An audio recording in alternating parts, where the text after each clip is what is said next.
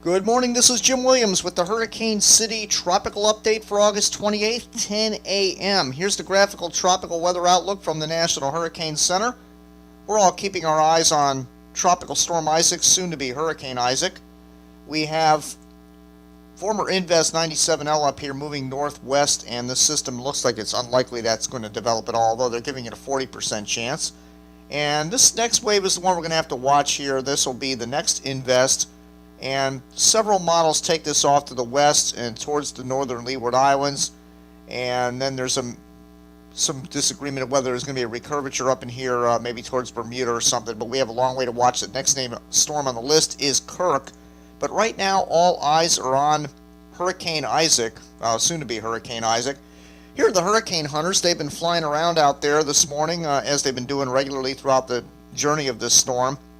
And we can see that they're still finding the system is not quite at hurricane strength. We have surface winds 45 knots at the center of circulation. These are vortex messages from the center of the storm.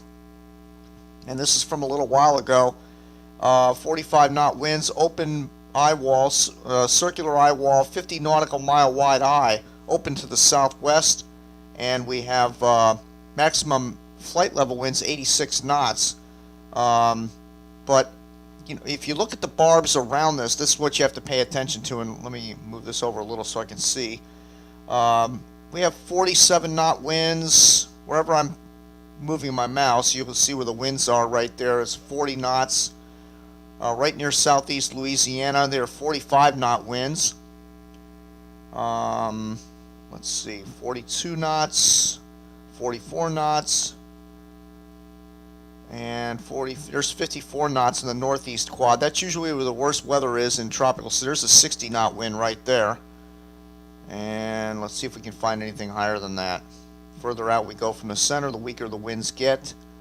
That's about it. Those are the highest winds I can find, right around 55 to 60 knots. So it looks like we still have a tropical storm out here, not quite at hurricane strength yet. It'll be interesting to see what they do at the 11 a.m. advisory, because the pressure is down to 977 millibars, which is, for tracking purposes, that's like equivalent to a high-end Category 1 hurricane, actually. That's 2884. Sometimes even Category 2s have that kind of pressure in them. So it's interesting to see what's happening with this system. It's been struggling the entire time. In fact, if we look at a water vapor loop here, you'll see what's happening with the system. We have the dry air that's been working its way into the system the entire time, plus the fact that there's been no high pressure ridge right over the top of the system ventilating it, and it's had its struggles all the way through its entire journey.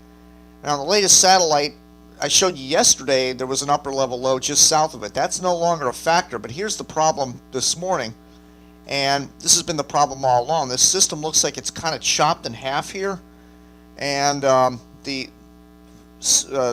CDO type feature is not all the way around the eye or the center of circulation here. It's kind of chopped off, and that's because of the dry air that's working its way in.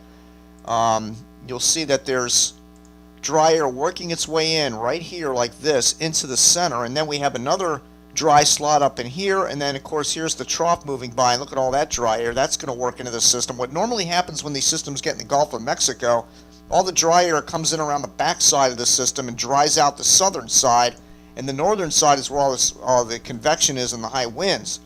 So what will probably happen with this system is it'll move inland as a Category 1 hurricane, probably south of New Orleans or just southwest of New Orleans, and then later on in the morning the water will pile up, and that's usually what happens with systems in the Gulf of Mexico. But the system is not real healthy right now.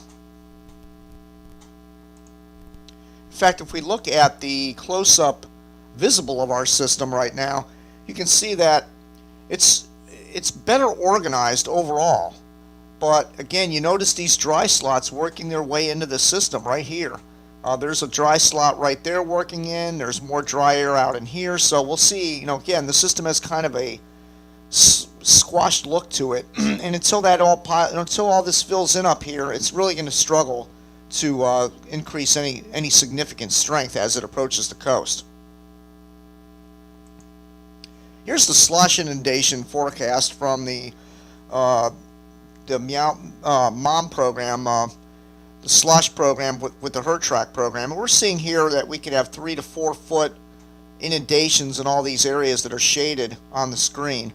Some areas up to 6 or 7 feet. Now keep in mind the tide situation. High tide tomorrow morning, 10:30 a.m. That's going to be the worst time for flooding, as the eye will be onshore at that time. It'll be west of New Orleans, and the water will start piling up from the south. This is going to be the most dangerous time. It's 10:30 tomorrow morning. In all these areas, all the way over towards Gulfport here in Mississippi. Over in here, they're going to have some inundation flooding, and of course, all in this area here. But this is going to be 10:30 in the morning tomorrow. That'll probably be the worst conditions that we'll see from Hurricane Isaac. Of course, here are all the models.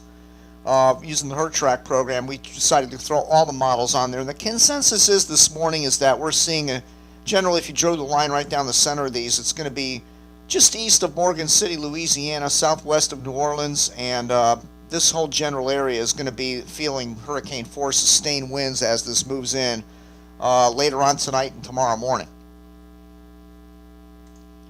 Let's take a look at the pressure graph on Isaac. And you can see that since the beginning, this thing steadily dropped in pressure. It peaked out over here at its lowest pressure when it was over near the Hispaniola area, and then it tangled with Cuba and Haiti and all those areas, and then the pressure rose a little bit. Now it's on the downward trend since it got in the Gulf of Mexico, and now we're getting to pretty close to the lowest pressure this thing has seen its entire. Well, actually, it is at its lowest pressure it's seen right now. It's 977 millibars.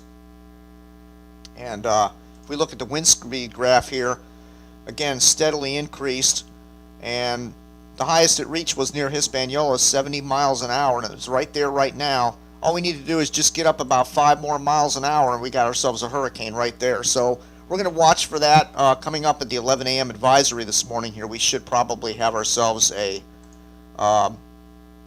probably a hurricane coming in. And here's the actual forecast track using the HurTrack program. We have 55 knot winds when it's directly closest to New Orleans, and 75 knots as it's moving onshore just north of Grand Isle, Louisiana. Now you might ask, why do we not feature Grand Isle, Louisiana at Hurricane City when it's going to hit there directly and kind of be a glancing blow off to the west for New Orleans? Well, the problem is system coming in from this direction is going to affect Grand Isle first and then New Orleans. But New Orleans got such a high population center and so many issues with levees and everything else, we decided to go ahead and feature New Orleans. Now, if the system was coming in from the southwest like this, naturally our feature would be Grand Isle, Louisiana, because it'd be moving away from New Orleans, pulling the water out of New Orleans rather than pushing it into New Orleans. So that's why our current feature is the city of New Orleans at Hurricane City.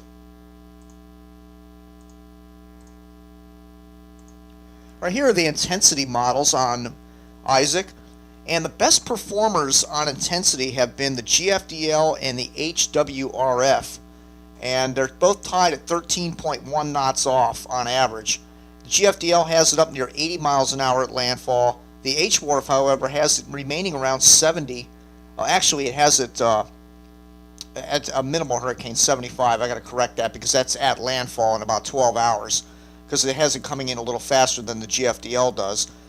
So those are the two models right there, 75 and 80 mile an hour respectively at landfall, GFDL and HWRF. Look at how massive this wind field is. Here's the scatterometer winds. I told you this yesterday in the update, how Florida, even yesterday, we were still getting very strong winds out of the south out here. So look at how massive these, I mean, these barbs up here are 30, 40 knots, way away from the center. And that's what I mean. When this gets onshore, they're going to be pounded by southerly winds here for about 24 hours. So there's going to be a lot of water piling up in the northern Gulf Coast. So even though may only be a Category 1 at landfall, there's going to be a lot of water piling up. This is going to be a water story as this moves inland. And here's the upper level wind flow. And you can see that the high pressure is not vertically aligned over the top of the storm. Now it's to the northwest of Isaac, and that creates a situation where the clouds are being pushed to the south of the center of circulation. And again, with the combination of dry air working in, it's kind of having struggles to really strengthen. I mean, otherwise, if the high was directly over this and it was ventilated a little bit and there wasn't dry air being pulled in, we could very well be looking at a Category 2 or 3 by now, but it's just not happening for Isaac. All right, let me switch sources here and show you the models up close. And the best performing model overall has been the EGRR. That's the UK Met model, and that is the purple model on the screen. And this takes it in just west of New Orleans, and that would be tomorrow morning in the early morning hours, just west of New Orleans. That's the purple track up on your screen. And that's been off by about 113 miles at 5 days. So that's been the best performer of all the models out there in the entire journey of Isaac. Has been the UK Met model. It's been off by almost 114 miles actually. All right, I want to remind you, HurricaneCity.tv. Of course, you're watching the live stream there, but that is going to be streaming live video today and all tonight, and then tomorrow morning. Here's the plan for HurricaneCity.tv. We will be streaming live coverage. Bill Phillips and myself will be tag teaming back and forth, showing you all the webcams, radio feeds, news stations, Storm Chaser live video, maps and tracks and graphics and everything else, starting when the core of the hurricane is on shore, because this is going to be a water event. Remember when Katrina hit, all the water came in after the center moved on shore. So we're going to wait until the center moves on shore early tomorrow morning. Our coverage, if everything verifies the way the track and the forecast is calling for, probably in the early morning hours, 5, 6, 7 o'clock in the morning, we'll be doing the live coverage on HurricaneCity.tv as the core moves in. We wait till the core of these hurricanes are in the affected areas before we actually do the coverage, because it takes a while for these to get in there, especially when they're slow movers like this. So we'll be live, HurricaneCity.tv, Hurricane Warning Show, as Isaac moves onshore and the core gets on land. That's it for now. I'll be back with another update tonight, and then there will be no update in the morning because that's when the coverage will begin. So we'll do another update tonight just to verify what's going to happen, and then tomorrow morning, Hurricane Warning Show. Thank you again for visiting Hurricane City.